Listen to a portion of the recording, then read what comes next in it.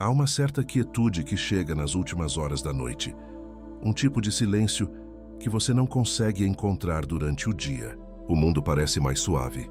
As exigências do dia afrouxam seu controle e por um instante há espaço. Nesse espaço, você pode ouvir algo que estava faltando.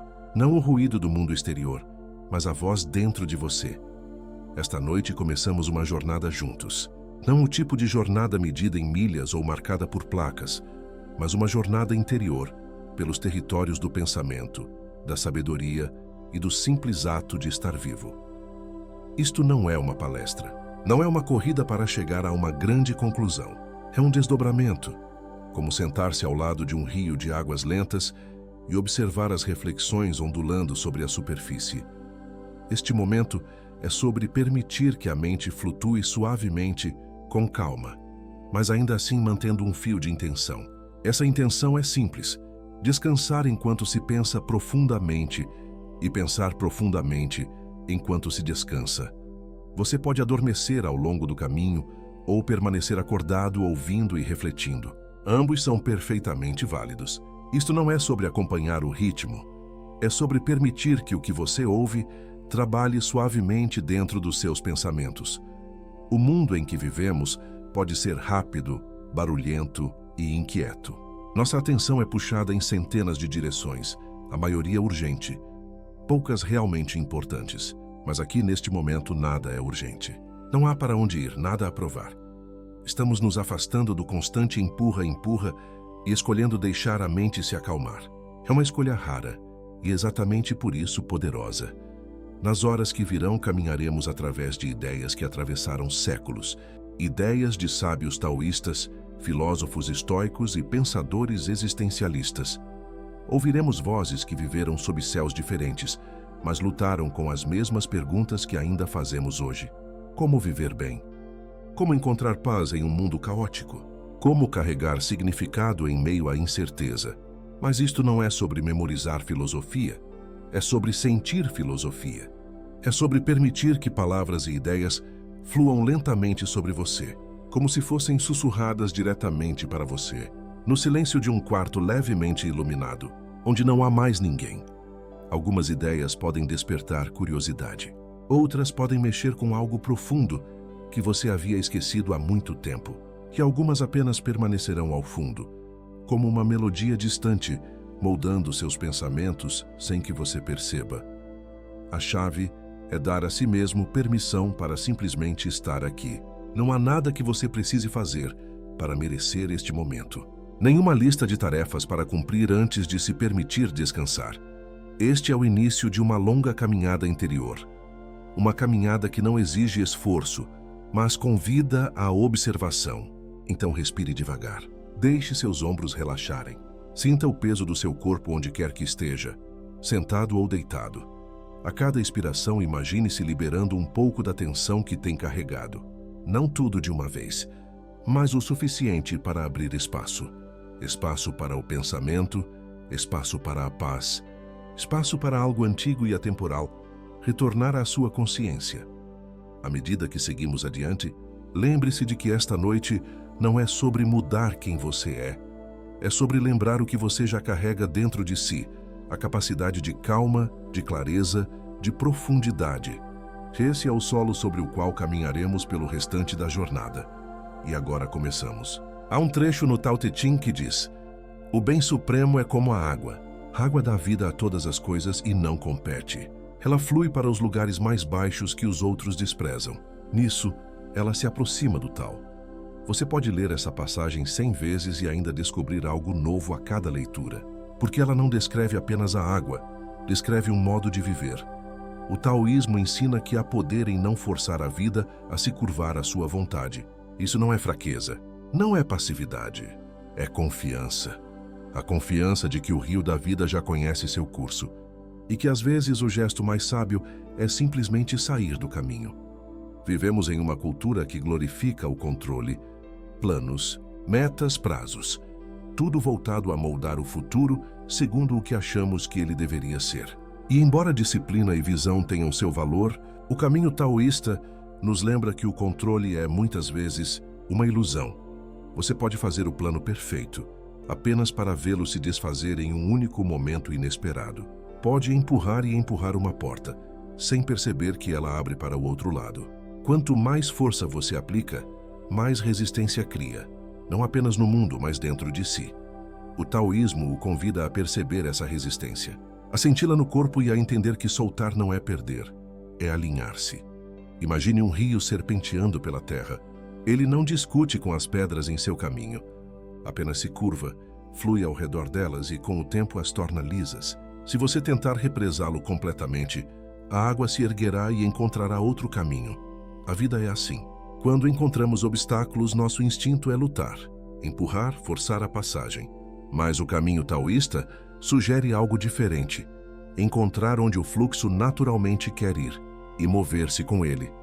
Isso não significa desistir de seus objetivos, mas compreender que o caminho até eles talvez não seja reto e que os desvios podem conduzir a uma harmonia muito maior do que a força bruta jamais alcançaria. Há uma força sutil nessa abordagem. Pense nas pessoas que você conheceu e que parecem inabaláveis, não porque controlam tudo, mas porque não se abalam quando as coisas mudam. Elas se adaptam sem perder o centro. Não desperdiçam energia desejando que a realidade fosse diferente. Trabalham com o que está diante delas. Essa é a essência do Wu Wei, um princípio central do taoísmo, frequentemente traduzido como ação sem esforço. Não é preguiça, não é inação. É uma ação tão perfeitamente sintonizada, com um momento que parece natural, sem atrito, como um músico habilidoso improvisando, ou um mestre artesão permitindo que o veio da madeira guie suas mãos. Se você olhar para a própria vida, talvez perceba momentos em que tentar mais só piorou as coisas, e momentos em que dar um passo atrás permitiu que tudo se encaixasse por conta própria. Não é sobre deixar o destino fazer todo o trabalho, mas sobre saber quando o seu esforço está servindo ao fluxo e quando está lutando contra ele. O caminho taoísta é escutar profundamente, sentir a corrente e confiar o bastante para deixar que ela o leve aonde você precisa estar. Esta noite, ao se sentar com esses pensamentos, perceba em que áreas da sua vida você tem forçado demais. Note a tensão que isso cria em seu corpo, o peso mental que isso impõe. E pergunte a si mesmo: o que aconteceria se eu soltasse um pouco o controle? Talvez a resposta não esteja em fazer mais, mas em fazer menos, com mais harmonia. E é essa a força suave e silenciosa que o taoísmo oferece. A capacidade de mover-se pelo mundo como a água, suave, flexível e impossível de deter. Há uma frase de Epicteto que diz: não é o que acontece com você que importa, mas como você reage ao que acontece. À primeira vista, parece simples demais, mas quando você realmente reflete sobre isso, percebe que ela contém o mapa da liberdade emocional em um mundo caótico. Os estoicos entendiam que o controle sobre os eventos externos é mínimo, às vezes inexistente. A economia sobe e desce. As pessoas o elogiam hoje e o criticam amanhã. Um plano em que você trabalhou por anos pode desmoronar em uma única ligação. A única constante que você realmente possui é a sua resposta, e é aí que reside o verdadeiro poder. Quando o caos atinge, a mente não treinada mergulha na reatividade. A raiva surge. O medo aperta seu controle. Começamos a lutar contra fantasmas, imaginando todos os piores cenários, revivendo erros passados, buscando explicações desesperadamente. Mas a abordagem estoica começa com uma pergunta simples: o que aqui está sob meu controle? Tudo o mais é ruído. Isso não é indiferença, é estratégia. Porque se você desperdiça energia com o que não pode influenciar, enfraquece sua capacidade de agir onde realmente importa. Marco Aurélio viveu essa verdade sob pressão constante. Como imperador de Roma, enfrentou guerras, pragas, traições e instabilidade política. Mas em seus escritos privados, lembrava-se repetidamente: você tem poder sobre sua mente, não sobre os eventos externos. Perceba isso e encontrará força. Isso não era otimismo ingênuo, era sobrevivência. Uma mente calma vê com clareza, uma mente reativa só vê ameaças. E em um mundo que constantemente lança tempestades em sua direção, clareza é a sua bússola. Pense na última vez que algo pequeno destruiu o seu humor. Um comentário rude, um atraso, uma mudança inesperada de planos. No fim das contas, talvez nada disso importasse tanto, mas porque sua mente reagiu de imediato, o problema ganhou mais peso do que merecia. Os estoicos aconselhariam você a inserir uma pausa, um espaço mental entre o estímulo e a resposta. Esse espaço é onde vive a escolha, e a escolha é o que transforma o caos em ordem. Isso não significa ignorar a injustiça ou fingir que nada o incomoda. Significa canalizar sua energia para onde ela realmente tem impacto. Se algo pode ser mudado, haja, mas sem ressentimento. Se não pode, aceite, mas sem amargura. A calma que isso gera não é fraqueza, é estabilidade. As pessoas que dominam essa arte tornam-se âncoras em mares turbulentos. Outros são atraídos por elas, não porque nunca sintam estresse, mas porque nunca permitem que o estresse as domine. E você pode treinar isso todos os dias. Comece pequeno. Na próxima vez que algo o frustrar, não reclame de imediato. Dê um passo atrás e pergunte: isso vai importar daqui a uma semana? Daqui a um ano? Na maioria das vezes, a resposta será não. E quando for sim, responda com ação deliberada, não com reação emocional. Com o tempo, isso se torna natural. E você perceberá que o ruído do mundo já não dita mais a sua paz. No fim, a calma estoica não é viver em uma bolha. É entrar no caos com as mãos firmes e a mente clara, sabendo que, embora não possa controlar a tempestade, sempre pode controlar o navio. E isso faz toda a diferença. Há uma pergunta que ecoa há séculos nas mentes de filósofos, poetas e pessoas comuns. Qual é o sentido de tudo isso? Essa é a questão existencialista, aquela que rejeita respostas fáceis e que retorna nos momentos silenciosos de solidão. Quando o mundo parece incerto, quando o futuro é nebuloso e o passado pesa mais do que você esperava, é natural buscar uma razão, um grande propósito que una tudo. Mas pensadores existencialistas como Jean-Paul Sartre e Albert Camus desafiaram a ideia de que o sentido nos é concedido de fora. Eles sugeriram que o significado não é encontrado, é criado. E essa percepção, embora assustadora, é também profundamente libertadora.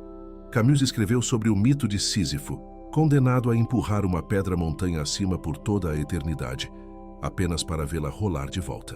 Para a maioria, essa é uma imagem de futilidade, mas Camus a inverteu. Ele sugeriu que Sísifo poderia ser feliz, pois embora não pudesse mudar seu destino, podia escolher sua atitude diante dele. A vida pode não vir com um roteiro pré-escrito, mas é justamente essa ausência de um significado fixo que nos dá a liberdade de escrever o nosso próprio. O universo talvez não diga por que você está aqui, e é exatamente por isso que a responsabilidade e o privilégio de definir o seu propósito são apenas seus. O existencialismo não adocica a incerteza da vida. Ele lhe diz com franqueza: você nunca terá total clareza sobre por que as coisas acontecem do modo que acontecem. Você não saberá o que o espera depois da curva, e um dia deixará esta vida sem todas as respostas. Mas aqui está a virada. Ele o convida a parar de esperar pela certeza para começar a viver plenamente, a agir, amar, criar, se comprometer, não porque tenha garantia de significado, mas porque decide que este momento importa. Pense bem, grande parte da nossa hesitação na vida vem de esperar pelas condições ideais. Dizemos a nós mesmos que perseguiremos aquele sonho quando soubermos exatamente aonde ele levará, que abriremos o coração quando tivermos certeza de que não seremos feridos, que daremos o salto quando tivermos garantias de sucesso. Mas a verdade é, a certeza nunca vem. Se você quer uma vida rica e profunda, precisa escolher no meio da incerteza. Esse é o paradoxo. Seu propósito é construído pela ação, não pela clareza.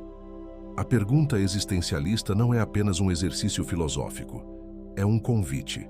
Ela lhe pergunta: num mundo que talvez nunca lhe dê uma resposta final, o que você escolherá tornar importante? Você passará a vida buscando uma validação externa de significado, ou decidirá que o significado vive na forma como você se manifesta agora, nas conversas que tem, nos riscos que assume, na bondade que oferece sem garantia de retorno? E aqui está onde tudo se conecta à paz. Quando você aceita que a incerteza não é um defeito da vida, mas a sua característica essencial, o medo de não saber começa a desaparecer. Você para de tratar a ambiguidade como inimiga e passa a vê-la como uma tela em branco. Você entende que não está aqui para resolver o mistério, mas para vivê-lo. O significado no sentido existencial não é algo que se encontra em uma resposta definitiva, mas no ato diário de decidir quem você será diante da incerteza. E essa é uma decisão que só você pode tomar. Deixar ir parece simples, mas é uma das coisas mais difíceis que você fará na vida, porque exige que você afrouxe o controle, não apenas sobre situações, mas sobre as ilusões que construiu em torno delas. Apegar-se às expectativas nos dá uma falsa sensação de segurança. Convencemo-nos de que, se pudermos prever o resultado, poderemos controlar a paz. Mas a vida faz questão de nos lembrar que, diante da realidade, até nossos melhores planos são frágeis. Os estoicos entendiam bem isso. Epicteto ensinava que quanto mais você atrela sua paz a coisas fora do seu controle, mais se prepara para o sofrimento. A arte de deixar ir não é sobre apatia, é sobre redirecionar sua energia do que você gostaria que a vida fosse para o que a vida realmente é neste instante. Soltar não significa que você deixa de se importar. Significa apenas que você para de tornar o seu bem-estar dependente de as coisas seguirem o roteiro que imaginou. Imagine segurar uma corda sendo puxada para longe. Quanto mais forte você segura, mais ela queima suas mãos. Chega um momento em que a dor já não vem de perder a corda, mas de se recusar a soltá-la. Na vida, a corda pode ser um relacionamento, um emprego, um plano antigo ou uma identidade que você já superou. A queimadura é o atrito entre a realidade e a sua resistência a ela.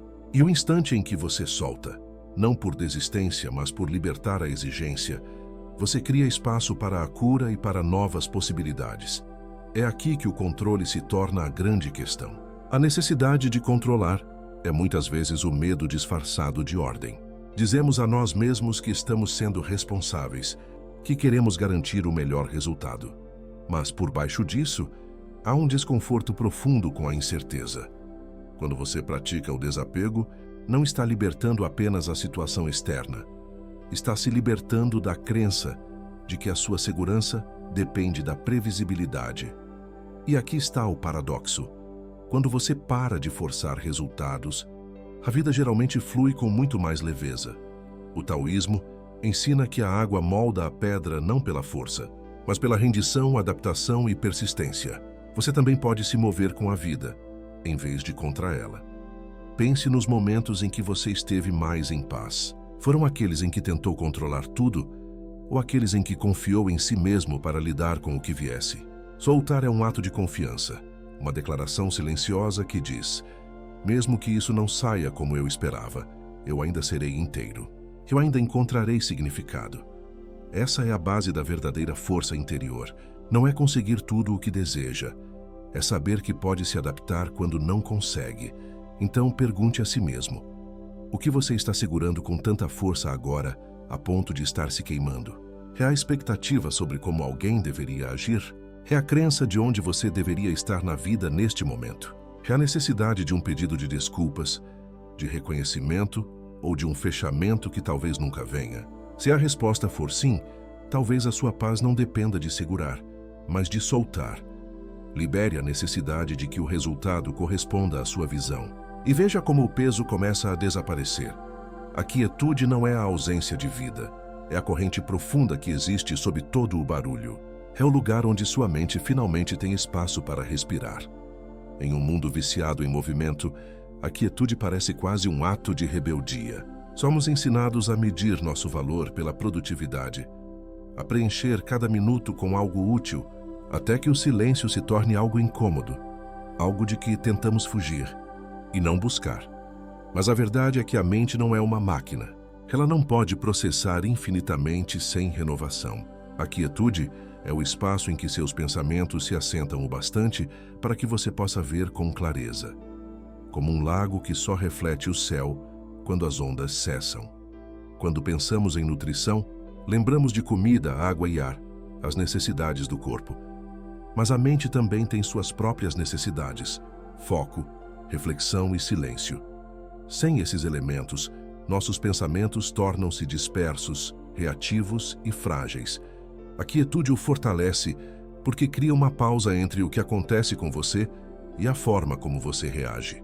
Esse é o espaço onde a sabedoria cresce. Os estoicos sabiam disso intimamente. Marco Aurélio, mesmo conduzindo Roma por guerras e pragas, escrevia todas as noites em seus diários como forma de criar silêncio interior. Ele entendia que a quietude não era um luxo, era sobrevivência. O silêncio não significa que o mundo ao seu redor parou. Significa que você aprendeu a criar um espaço dentro de si, onde o caos externo não consegue alcançar. A disciplina está em escolher não preencher cada pausa com distrações. Muitas pessoas temem a quietude porque ela remove o ruído que esconde seus desconfortos internos. No silêncio, você ouve suas próprias dúvidas, suas perguntas sem resposta, suas feridas não curadas. Mas é exatamente por isso que a quietude é tão poderosa. Ela o obriga a encarar o que tem evitado. E é nessa confrontação que nasce o crescimento. Pense na quietude como o ato de afiar uma lâmina. Você não afia uma espada no meio da batalha. Você se afasta, cuida dela e volta preparado. A mente funciona da mesma forma. Sem momentos de pausa, você entra na vida com o fio cego, sendo desgastado por cada problema que enfrenta. Mas quando pratica a quietude, por meio da meditação de caminhadas lentas sem o celular, ou simplesmente ficando sentado em silêncio, você retorna à vida mais nítido, mais calmo e mais intencional. E aqui está o paradoxo. Quanto mais você abraça a quietude, mais eficaz você se torna em ação. As pessoas frequentemente confundem movimento constante com produtividade, mas uma mente inquieta toma más decisões. Uma mente tranquila corta o ruído, enxerga o essencial e age com precisão. Os taoístas ensinam que as ações mais poderosas nascem da mais profunda quietude, como um arqueiro que permanece imóvel antes de soltar a flecha. Pergunte a si mesmo: quando foi a última vez que você se sentou em silêncio, sem buscar uma distração? O que será que você ouviria se o ruído desaparecesse? Em um mundo que o puxa constantemente para fora, a quietude é a prática de retornar para dentro, porque as conversas mais importantes que você terá na vida são aquelas que tem consigo mesmo. A impermanência é a professora silenciosa que nos acompanha desde o nascimento.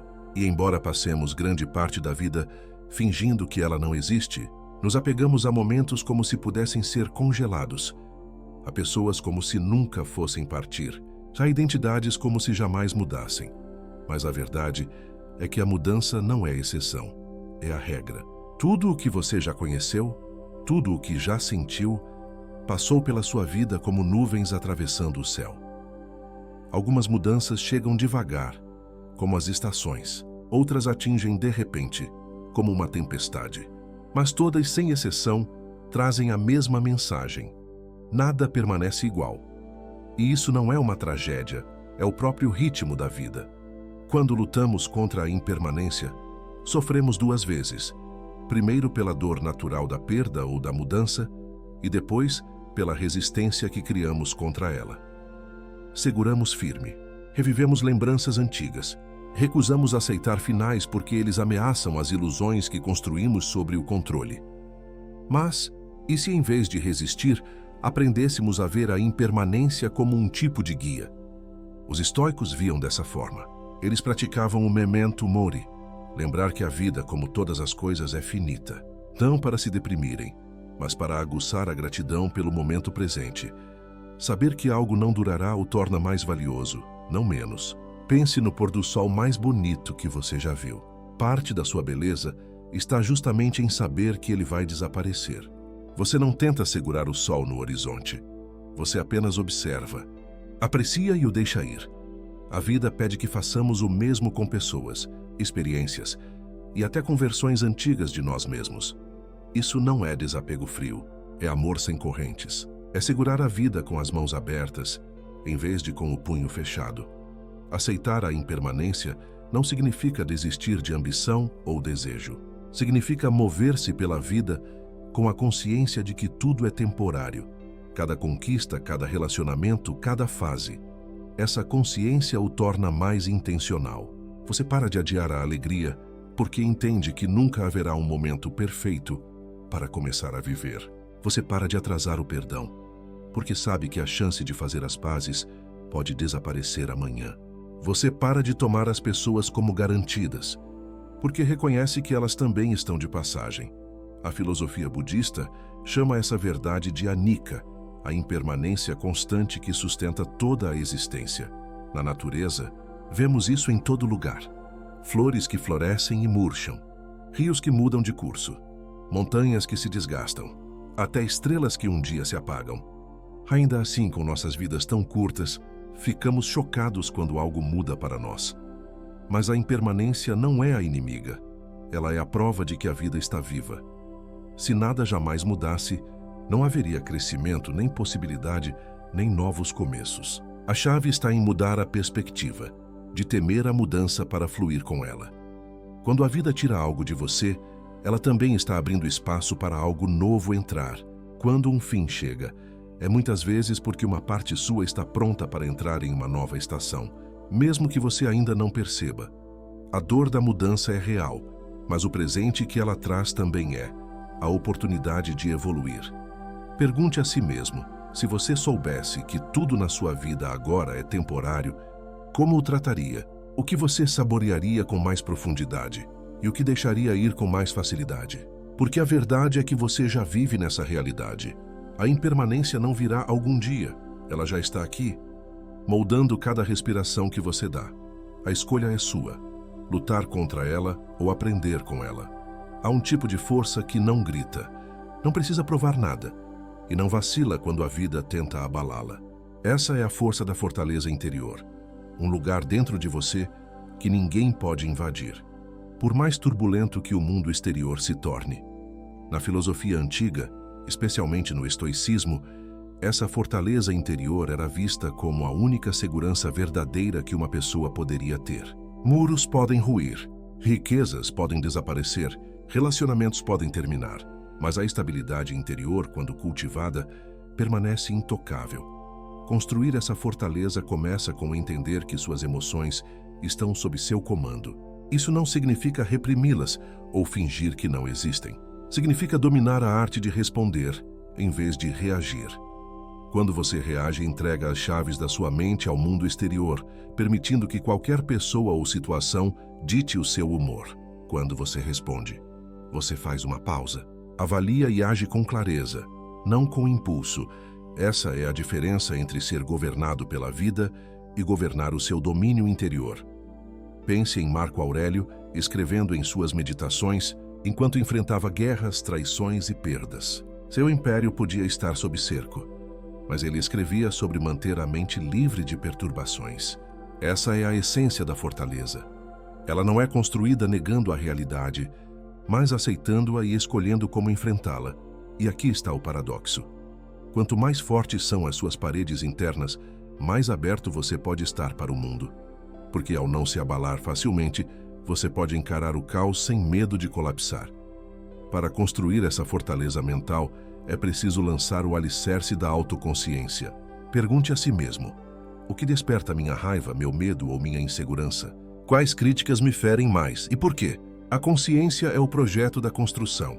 Sem ela você constrói às cegas, remendando rachaduras onde elas aparecem, em vez de projetar algo duradouro. O próximo passo é a disciplina, a prática diária de fortalecer a mente através de desafios, reflexão e escolhas deliberadas. A disciplina é o cimento que une os tijolos da sua estabilidade. A resiliência é outro material essencial dessa fortaleza. A vida inevitavelmente o atingirá, com fracassos, rejeições e perdas inesperadas. Sem resiliência, cada golpe remove uma pedra das suas muralhas. Mas quando você encara a adversidade como professora e não como inimiga, você reconstrói cada vez mais forte. Resiliência não é sentir nada, é não deixar que a dor defina quem você é. Proteger os portões da sua fortaleza significa ser intencional sobre o que você permite entrar. Assim como você não deixaria um exército inimigo atravessar suas muralhas, também não deve deixar pensamentos destrutivos, relações tóxicas ou distrações vazias ocuparem o seu espaço mental. Isso não é isolamento, é soberania. As pessoas e ideias que você permite entrar em seu mundo interior devem fortalecê-lo, não enfraquecê-lo, mas uma fortaleza não serve apenas para a defesa. Ela também é um refúgio. Dentro dessas paredes, você encontra silêncio, reflexão e clareza. É o lugar para onde você retorna para lembrar quem é, quando o barulho do mundo tenta fazê-lo esquecer.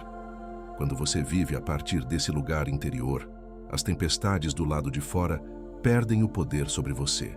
As críticas, os fracassos, o caos podem balançar os portões, mas não conseguem romper as muralhas. Pergunte a si mesmo: se todo o barulho cessasse agora, o que restaria no silêncio? Seria paz ou pânico? Essa resposta revela o estado atual da sua fortaleza. E o mais belo é que você pode reforçá-la hoje mesmo, tijolo por tijolo, escolha por escolha, até que ela se torne inabalável. Aconteça o que acontecer. Há uma paz profunda que surge quando você vive em pleno alinhamento com seus valores. Uma confiança silenciosa que nenhum elogio pode inflar e nenhuma crítica pode esvaziar. Agir de acordo com seus valores, sem compromisso, não se trata apenas de fazer o que é certo quando o mundo está observando. Trata-se das escolhas que você faz nos momentos não vistos, quando seria mais fácil ceder, agradar ou escolher o atalho. A verdadeira medida do seu caráter é encontrada nesses momentos. Que o alinhamento entre o que você diz acreditar e como realmente vive é o alicerce do autorrespeito. Viver em alinhamento começa com clareza. Você não pode agir conforme seus valores se nunca os definiu. Muitas pessoas herdam valores da família, da cultura ou da sociedade sem nunca questioná-los. E depois se perguntam por que a vida parece desconectada e vazia. Se ainda não o fez, sente-se consigo mesmo e pergunte: o que eu realmente defendo? Quais princípios eu jamais trocaria, mesmo que custassem algo? Esses valores não devem ser ideias vagas, mas diretrizes concretas para decisões reais. Por exemplo, se você valoriza a honestidade, isso significa se recusar a mentir, mesmo quando uma mentira o pouparia de constrangimento ou perda. Se você valoriza a compaixão, isso significa oferecer empatia, mesmo quando é inconveniente.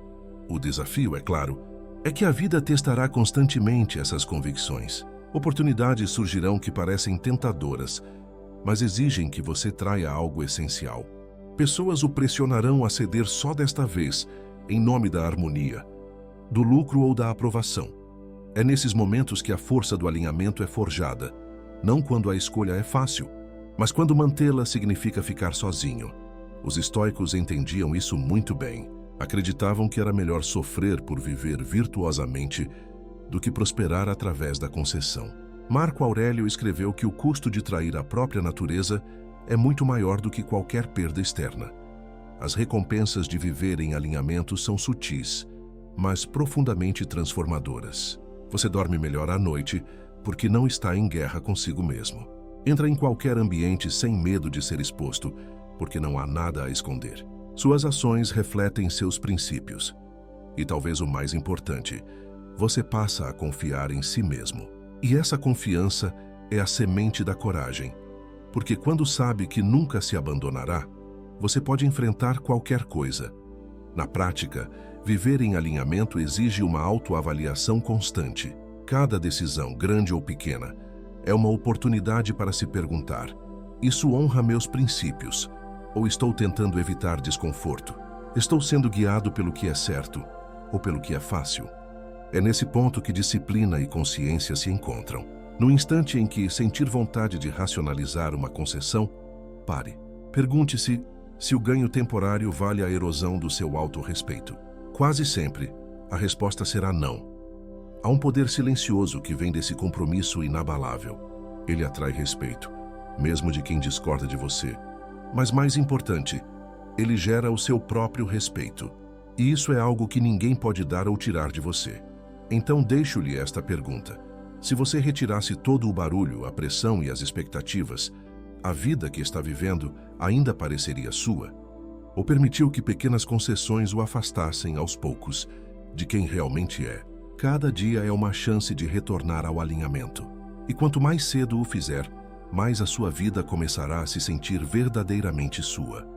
Há uma magia silenciosa no momento presente que a maioria das pessoas não percebe, porque está ocupada demais perseguindo o próximo.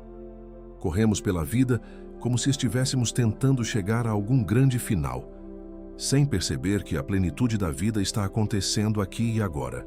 A atenção plena, mindfulness, não é sobre fugir para o alto de uma montanha ou sentar-se de pernas cruzadas por horas. É sobre aprender a estar desperto no meio do seu dia comum. É saborear o café em vez de engoli-lo enquanto rola o feed do celular. É realmente ouvir quando alguém fala, em vez de apenas preparar sua resposta. O momento presente é o único lugar onde a vida realmente existe. E, no entanto, é o lugar que mais abandonamos. Quando não estamos no presente, estamos presos em dois lugares: no passado, onde vive o arrependimento, ou no futuro, onde mora a ansiedade. O passado nos conta histórias sobre o que deveria ter sido. O futuro nos atormenta com o que pode dar errado. Ambos nos roubam a clareza e a paz que só estão disponíveis aqui, neste instante. Os estoicos entendiam isso profundamente. Epicteto lembrava que temos poder apenas sobre nossos pensamentos e ações no presente. O resto é ilusão. A atenção plena, portanto, não é um estado místico, mas a prática de retornar repetidas vezes ao que está diante de você, sem julgamento e sem pressa. A transformação acontece quando você percebe que cada momento, por mais simples que pareça, é uma oportunidade de estar plenamente vivo. Lavar a louça pode ser uma meditação. Caminhar até o carro pode ser uma chance de sentir o vento na pele. Até momentos de desconforto, esperar na fila, ficar preso no trânsito, podem se tornar lições de paciência e presença. Essa mudança de perspectiva altera a forma como você experimenta tudo. Ela transforma a vida de algo que você atravessa em algo que você habita. Na prática, comece pequeno. Escolha uma atividade comum por dia e dê a ela sua atenção total. Note as texturas, os sons, os pequenos detalhes que costuma ignorar. Quando a mente divagar, traga-a de volta com gentileza, não com frustração, mas com curiosidade. Com o tempo, esse hábito simples começará a se espalhar para o resto da sua vida. Você falará mais devagar, porque estará realmente pensando no que diz. Notará a forma como a luz se move pelo ambiente e deixará de perder os pequenos momentos que tornam a vida digna de ser vivida. A beleza do momento presente é que ele é suficiente. Você não precisa consertá-lo, melhorá-lo ou correr para o próximo. E ao aprender a repousar nele, você começa a perceber algo profundo. A riqueza que sempre buscou já está aqui. Sempre esteve. Você só precisa estar silencioso o bastante para notar. Então, leve esta pergunta com você. Quantos momentos do seu dia você realmente vive? E quantos você deixa escapar, esperando que a vida real comece?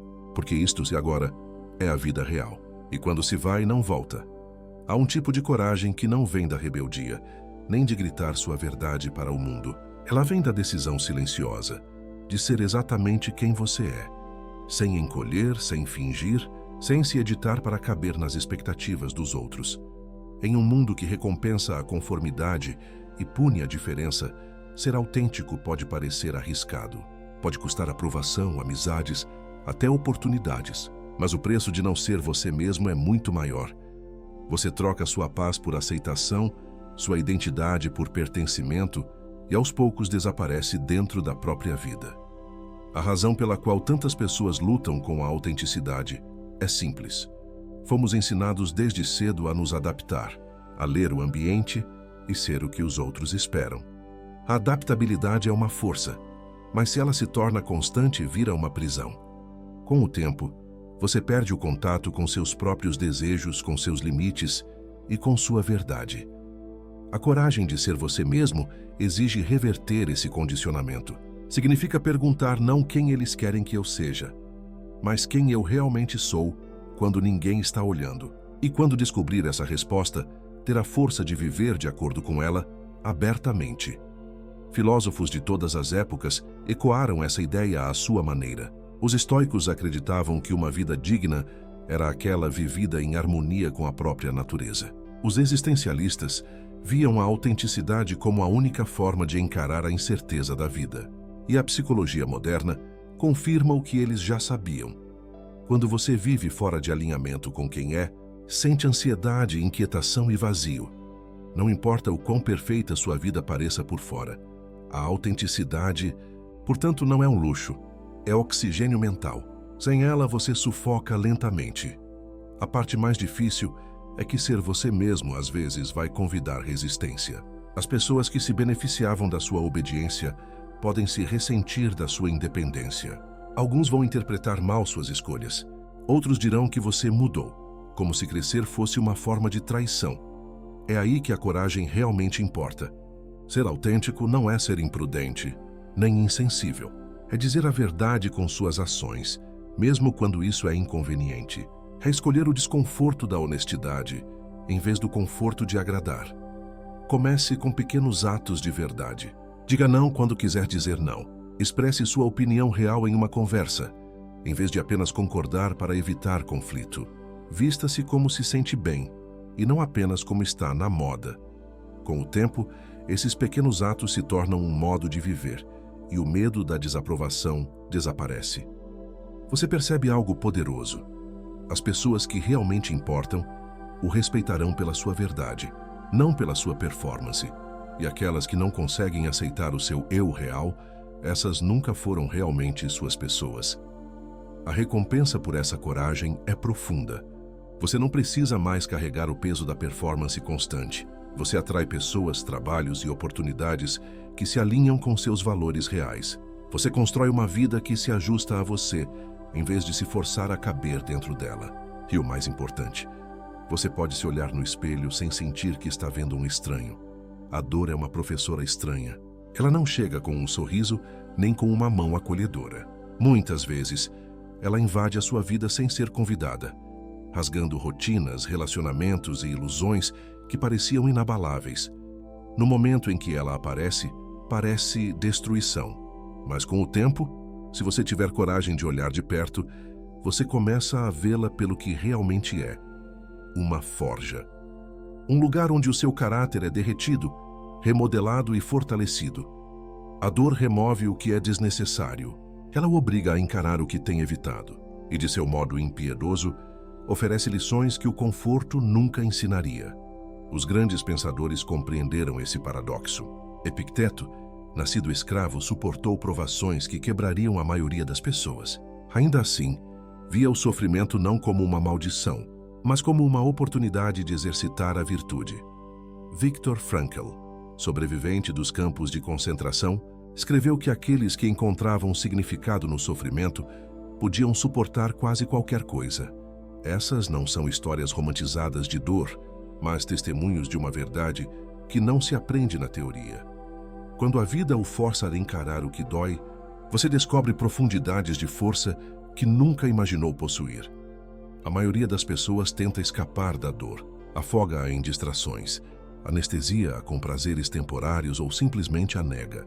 Mas a dor ignorada não desaparece, ela espera, e quando retorna, volta mais alta, mais destrutiva e mais difícil de enfrentar. A transformação começa quando você para de perguntar: por que eu? E começa a perguntar: o que isso está tentando me ensinar? Essa mudança faz a dor deixar de ser algo que acontece com você e se tornar algo que acontece por você. A dor ensina humildade. Você percebe que não é invencível. Isso é libertador. Ela ensina gratidão. De repente, os pequenos momentos de paz se tornam tesouros. Ela ensina empatia. Seu próprio sofrimento abre seu coração para as lutas dos outros. E, acima de tudo, ela ensina resiliência. Depois de permanecer em pé no fogo e sobreviver, as pequenas tempestades da vida já não o abalam da mesma maneira. O processo não é rápido. A sabedoria não chega no primeiro dia de dor. No início é confuso. Você resiste, você desmorona, você se sente perdido. Mas a cada vez que escolhe encarar a dor em vez de fugir dela, você dá mais um passo em direção ao crescimento. E um dia, ao olhar para trás, para um momento que parecia o fim, você perceberá que era, na verdade, o começo de algo muito mais forte. Então, da próxima vez que a dor bater à sua porta, não a expulse. Deixe-a entrar. Sente-se com ela. Faça perguntas. Porque escondido dentro desse desconforto está o plano de construção da pessoa que você foi feito para se tornar. A escolha é sua. Você deixará o sofrimento destruí-lo Ou permitirá que ele o esculpa em algo inquebrável? A gratidão não é apenas um obrigado educado pelas coisas boas da vida. É uma forma de ver. É a decisão de notar o que já está aqui, em vez de passar a vida perseguindo o que falta. Em um mundo que constantemente o ensina a querer mais, a ser mais, a alcançar mais, a gratidão se torna um ato silencioso de rebeldia. É a voz interior que diz: neste momento, eu tenho o suficiente. E diz isso de verdade. Os estoicos sabiam que a abundância não se mede pelo tamanho das posses, mas pela plenitude da apreciação. Sêneca escreveu: não é o homem que tem pouco o pobre, mas aquele que deseja mais. Pense nisso. Se você consegue encontrar contentamento no pouco que tem, já escapou do ciclo infinito do desejo. E quando você se liberta desse ciclo, passa a enxergar o mundo de outro modo. Uma xícara de café pela manhã deixa de ser apenas uma bebida. É calor, aroma e um pequeno momento de paz. Uma conversa com um amigo deixa de ser apenas um passatempo. É conexão, confiança e humanidade compartilhada. Mas a gratidão nem sempre é fácil. Nos tempos difíceis, ela pode parecer um luxo inacessível. É por isso que ela é uma prática, não um humor passageiro. Você precisa escolhê-la de forma consciente, especialmente quando a vida não está do seu lado. A gratidão em tempos bons é agradável. A gratidão em tempos difíceis é transformadora. Quando você consegue olhar para suas lutas e ainda encontrar algo para apreciar, uma lição aprendida, um gesto de bondade ou uma força que não sabia ter. Você transforma a adversidade em sabedoria. Uma forma de cultivar isso é fazer dela um ritual diário. No fim de cada dia, pare e pergunte-se: o que deu certo hoje? Não o que deu errado, não o que está faltando. Apenas o que deu certo. No começo, talvez encontre apenas uma coisa. Isso já basta. Com o tempo, sua mente começará a procurar o bem automaticamente. E quando isso acontecer, a vida se tornará mais leve. A gratidão também muda a forma como você trata os outros. Quando passa a notar e valorizar o bem em sua própria vida, torna-se mais generoso em palavras e ações. Começa a agradecer às pessoas não apenas pelo que fazem, mas por quem são. E esse reconhecimento sincero tem o poder de transformar relacionamentos. As pessoas lembram quando são verdadeiramente vistas. Eis o paradoxo. A gratidão não significa parar de sonhar ou de buscar progresso. Você ainda pode mirar alto, trabalhar por um futuro melhor.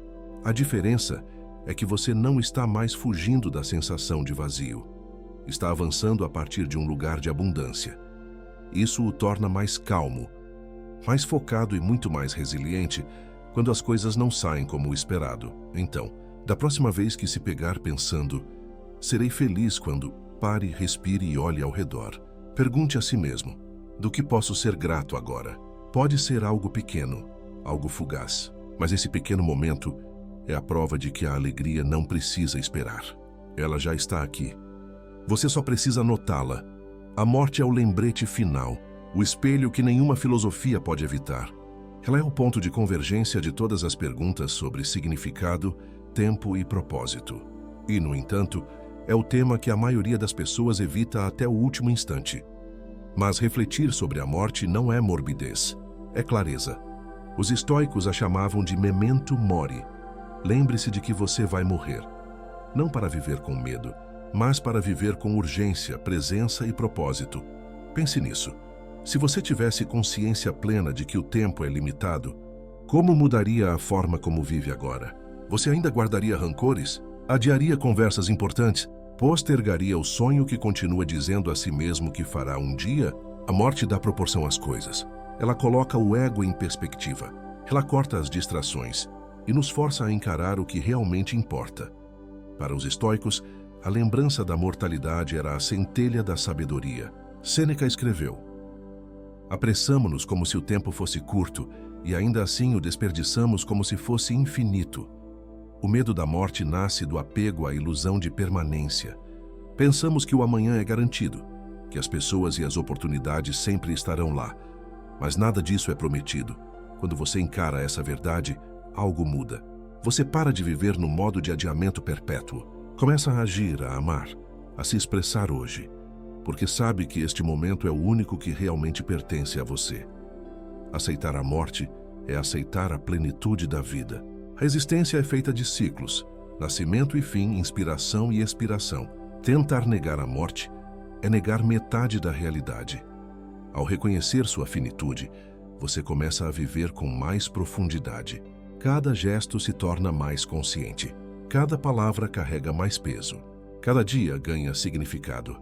A morte não é uma ameaça, é um professor silencioso. Ela o convida a perguntar: se o tempo é finito, em que realmente vale a pena gastá-lo? É incrível como uma vida bem vivida não é medida pelas quantidades de coisas feitas, mas pela qualidade daquelas que realmente importam. A verdadeira riqueza não está nas posses que acumulamos, mas nas experiências que vivemos e nas relações que cultivamos. A busca constante por mais e mais leva à perda do que já temos. E quando finalmente alcançamos algo, muitas vezes nos esquecemos de apreciá-lo porque estamos tão concentrados no próximo objetivo. A verdadeira liberdade está em poder dizer: eu tenho o suficiente.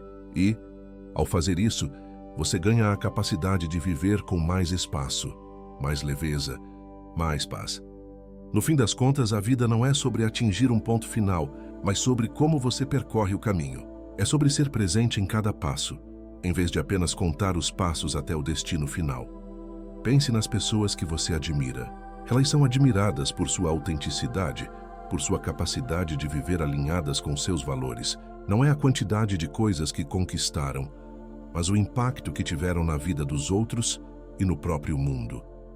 Você pode fazer grandes coisas, mas o que realmente define quem você é como você faz essas coisas. A integridade, o respeito pelo tempo e pelos outros e a sinceridade com que você busca o que realmente importa são os pilares de uma vida bem vivida.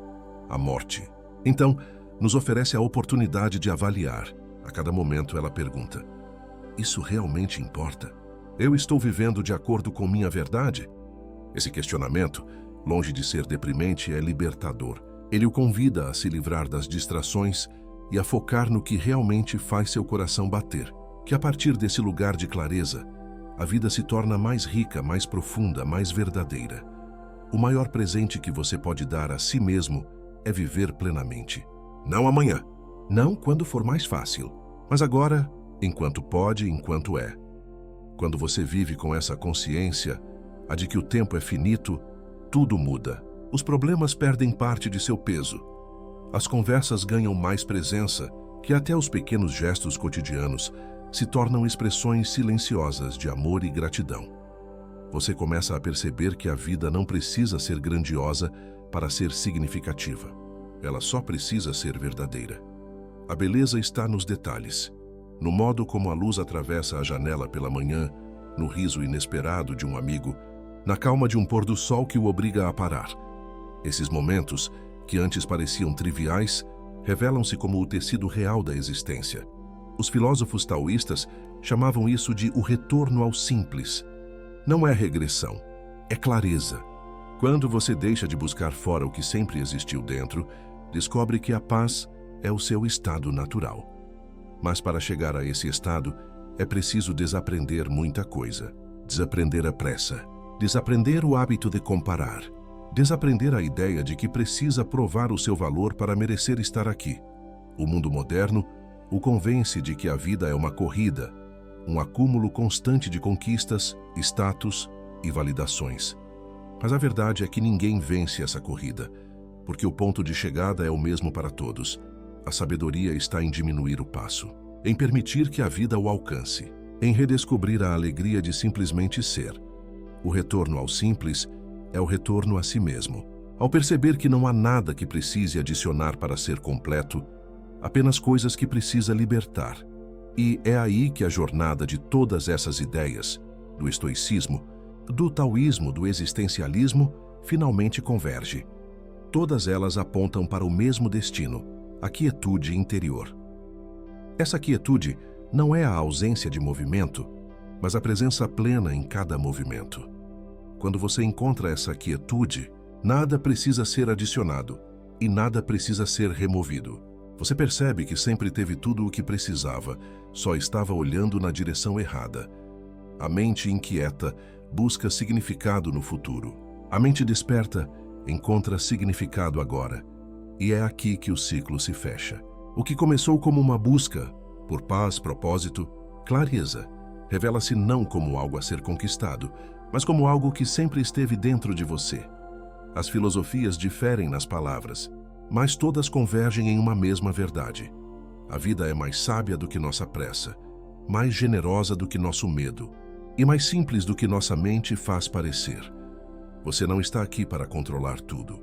Está aqui para participar conscientemente, para observar, sentir, agir, mas também para permitir, aceitar e confiar. O domínio interior não é o fim da emoção, mas o fim da escravidão à emoção. É a capacidade de sentir tudo profundamente, sem se perder em nada.